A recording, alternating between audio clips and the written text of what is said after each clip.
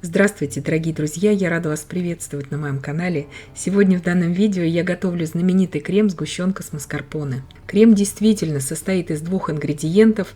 Готовится очень просто и быстро, буквально за 5 минут уже будет готов вот такой прекрасный воздушный и рельефный крем. Крем этот очень вкусный, напоминает по вкусу дорогое сливочное мороженое ручной работы. Крем этот очень многофункциональный, он подходит как для начинки, так и для украшения тортов, пирожных и капкейков. Крем этот очень популярный, очень интересен особенно новичкам, потому что готовится он действительно из двух ингредиентов и всего лишь за 5 минут. Но здесь очень важно правильно его готовить, потому что продукты не бюджетные и очень хочется, чтобы он у всех получился. В этом видео я расскажу подробно все нюансы, на которые следует обратить внимание, чтобы крем у вас сразу получился с первого раза и чтобы он получился очень вкусным, рельефным и воздушным. Итак, здесь у меня 500 грамм очень холодного сыра маскарпоне. Он у меня сутки пролежал уже в холодильнике, этот сыр. Начинаю его взбивать. Сначала этот сыр станет очень жидким при взбивании. То есть я не добавляю туда ни сахар, ни сахарную пудру, ни даже ванильный сахар. Вот просто взбиваю маскарпоне. Очень частая ошибка, особенно у новичков, когда они начинают взбивать этот крем, они добавляют сразу в маскарпоне сгущенку и начинают взбивать все вместе. Лучше взбивать сначала маскарпоне. Взбивать я его буду 2,5 минуты. Спустя 2,5 минуты начинают образовываться вот такие характерные пустоты, и я взбиваю примерно еще 30 секунд. Здесь очень важно, чтобы не перевзбить сыр, но это сделать нужно, то есть маскарпоне нужно расшевелить. Иначе сыр у вас, то есть маскарпоне, будет таким вязким, тяжелым в креме, и крем в итоге не получится таким воздушным и рельефным. Вот это очень важно, поэтому взбивали маскарпоне. Взбивали в общей сложности 3 минуты. Итак, маскарпоне взбили. Сейчас я добавляю туда полбанки сгущенки. У меня европейская банка 397 грамм, то есть примерно 190 грамм сгущенки на 500 грамм сыра маскарпоне. Взбиваю теперь еще 2 минуты. Сначала все это разжижится. У кого-то это вызывает панику. Не нужно паниковать, все это взобьется. Сгущенка, естественно, тоже должна быть очень холодная. То есть она должна быть из холодильника. Не просто при комнатной температуре она должна стоять, а должна быть именно очень охлажденная эта сгущенка. Вот так крем уже выглядит спустя 1,5 минуты общего взбивания уже со сгущенкой. Тоже образовываются характерные пустоты.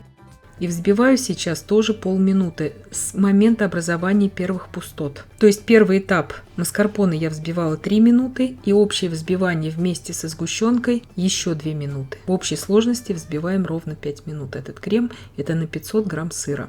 Крем готов. Вот такой вот прекрасный он. Идеально плотный он получается.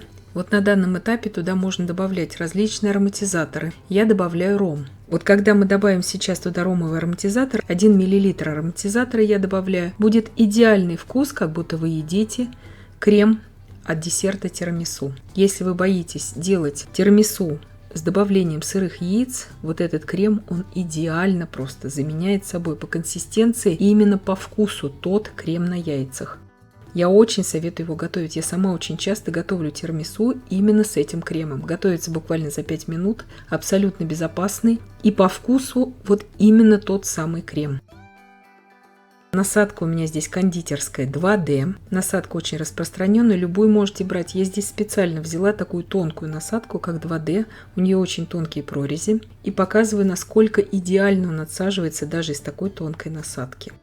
Важный очень момент, если вы захотите добавлять туда кофе, допустим, 1 столовую ложку очень крепкого кофе, крем может начать отслаиваться, потому что любое добавление жидкости в этот крем уже во взбитый может давать именно расслоение этого крема. И также коньяк я бы не советовала добавлять уже в готовый крем, а именно добавить в пропитку тогда савоярди. Этот крем, конечно же, идеально сочетается со свежей клубникой. Он очень хорошо сочетается также с орехами, если вы захотите какие-то ореховые торты делать. То есть крем очень многофункциональный. Я бы, конечно, не советовала его делать с такими ягодами, как черная смородина. То есть это уже более такие специфические ягоды в кондитерском деле. А вот именно клубника на все летние десерты, на трайфлы он очень хорошо подходит, на шапочки для капкейков этот крем просто изумительный. Этот крем также прекрасно сочетается с фисташкой, Им также прекрасно можно украсить домашний торт. Им можно выровнять домашний торт этим кремом. Если вы все будете делать правильно, вот такой рельефный, устойчивый, очень красивый крем у вас в итоге получится. И, как я уже сказала, этот крем просто идеально подходит для десерта тирамису. Этот крем можно также замораживать. Вы его можете смешать слегка там с каплей кофе, ромовой эссенции. У вас будет просто мороженое тирамису. Это уже проверено тоже опытом. Он не кристаллизуется так, как обычный, допустим, крем на сливках при заморозке. То есть у него очень много функций у этого крема. И, конечно же, он идеально подходит для начинки тортов, эклеров, различных пирожных, пончиков, все, что вам нравится. И я надеюсь, что видео было полезным и познавательным.